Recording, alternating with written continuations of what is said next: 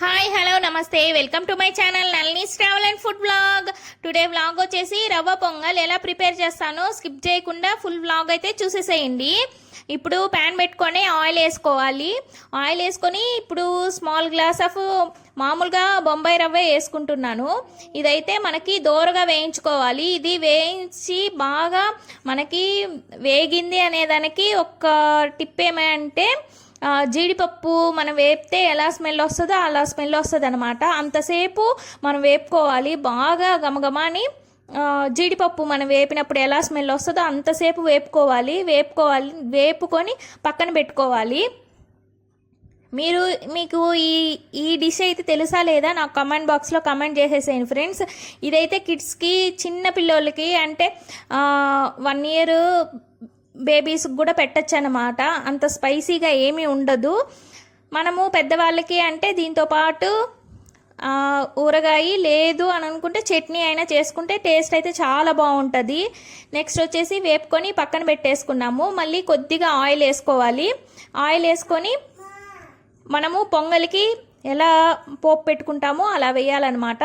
ఇది కిడ్స్కి కాబట్టి నేను కొద్దిగా జీడిపప్పు కూడా వేస్తున్నాను.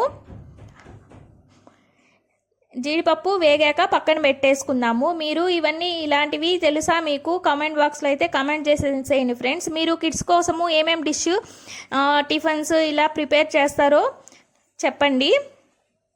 నెక్స్ట్ వచ్చేసి ఇప్పుడు నేను పొంగల్కి పోపు ఏం పెట్టుకుంటామో చెప్పేస్తాను, చూసేసేయండి. జీలకర్ర వేసుకోవాలి. జీలకర్ర మనకి బాగా పిల్లోళ్ళకి అరుగుదలకైతే బాగుంటుంది అనమాట. జీలకర్ర మళ్ళీ పెప్పర్ వేసుకోవాలి.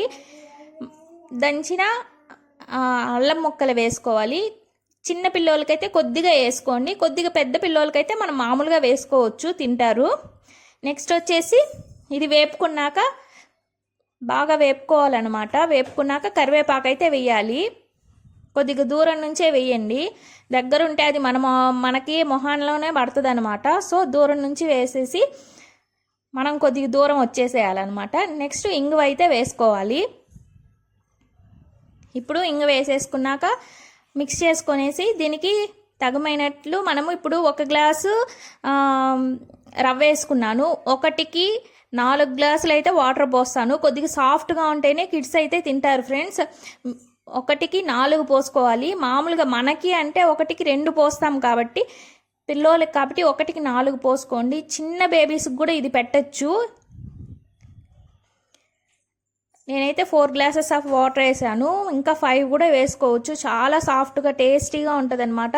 మనకి సాఫ్ట్గా అంటే మనం ఎలా అంటే బౌల్స్లో వేసుకొని కూడా పెట్టుకోవచ్చు అనమాట. ఇప్పుడు మనము దానికి సరిపోయేట్టు సాల్ట్ వేసుకున్నాము.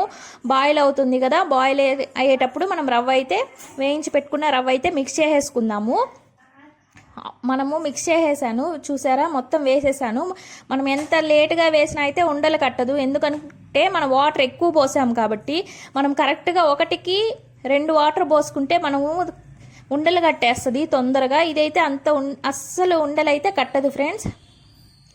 ఇప్పుడైతే టేస్టీ రవ్వ పొంగల్ అయితే రెడీ అయిపోయింది. ఇప్పుడు లాస్ట్లో జీడిపప్పులు అయితే కలిపేద్దాము. అంతే ఫ్రెండ్స్, డిష్ అయితే రెడీ అయిపోయింది. సూపర్ ఉంటుంది. మీరు ఒకసారి ట్రై చేయండి. Thank you for watching my videos. Please like, share, subscribe. మీరు ఇది టేస్ట్ చేసి ఇలా ప్రిపేర్ చేసి టేస్ట్ చేసి నాకు కామెంట్ బాక్స్లో అయితే కామెంట్ చేసేసేయండి టేస్ట్ ఎలా ఉందని. మీ కిడ్స్కి కూడా చేసి పెట్టండి. Okay friends, thank you for watching my videos. Please like, share, subscribe.